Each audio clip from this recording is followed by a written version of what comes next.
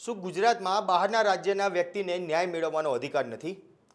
એક તરફ કાયદેસરની પત્ની બીજા લગ્ન કરી લે છે અને જ્યારે પતિ ન્યાય માગવા માટે ગુજરાતમાં આવે છે ત્યારે તેના ઉપર જીવલેણ હુમલો કરે છે.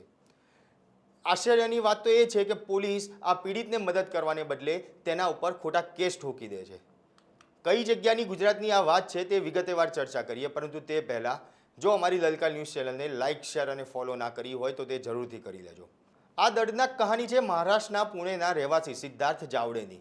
સિદ્ધાર્થના કાયદેસરના લગ્ન રસીલા વસાવા સાથે થયા હતા, પરંતુ કોઈ પણ જાતના કાયદેસરના છૂટાછેડા લીધા વિના જ રસીલાએ ભાવનગરના ભૂપતભાઈ બલદાણિયા સાથે બીજા લગ્ન કરી લીધા.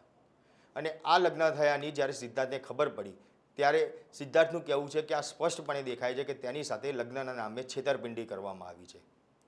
જ્યારે સિદ્ધાર્થ આ અન્યાય સામે સવાલ પૂછવા માટે ગુજરાતના મહુવા ખાતેના મોટા ખૂટવાડા વિસ્તારમાં પહોંચ્યા ત્યારે ભૂપતભાઈએ सिद्धार्थ ऊपर जीवलेन हमलो કર્યો હતો.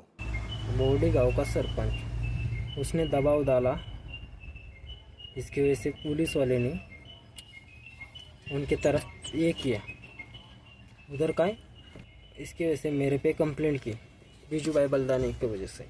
बीजू भाई बलदानिया ने भी कुछ देखा नहीं, कुछ नहीं, और उनको भी मैंने ये किया था कि सर उसने मेरे साथ शादी की, ऐसा ऐसा है, वो सब उनको भी बताया था मैंने बीजू भाई बलदानिया को, क्योंकि वो उसके भूपत बलदानिया क्या भाई है, भूपत बलदानिया के भाई है वो सौतेले. इसकी वजह से उन्होंने ये किया, बीच में पड़े.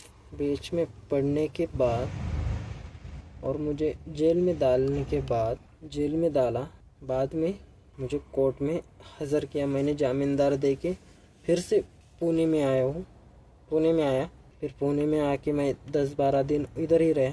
फिर बाद में मैं उधर ही गया गुजरात में. गुजरात में जाने के बाद तो फिर मारा उधर पुलिस चौकी है, Kotauda police station. Direct Kotauda police station गया मैं. डायरेक्ट कोटौड़ा पुलिस स्टेशन जाने के बाद पुलिस वाले को ये सब मेरा रिकॉर्ड ये सब उनको दिखाया, मेरा सर्टिफिकेट लेके अपना सब दिखाया. पुलिस वाले कोई एक्शन लेने को तैयार ही नहीं है. તમને શું લાગે છે કે આ પદભ્રષ્ટ સરપંચ અને ગુનેગાર સામે કડક કાર્યવાહી થવી જોઈએ? કોમેન્ટ બોક્સમાં જરૂરથી જણાવજો.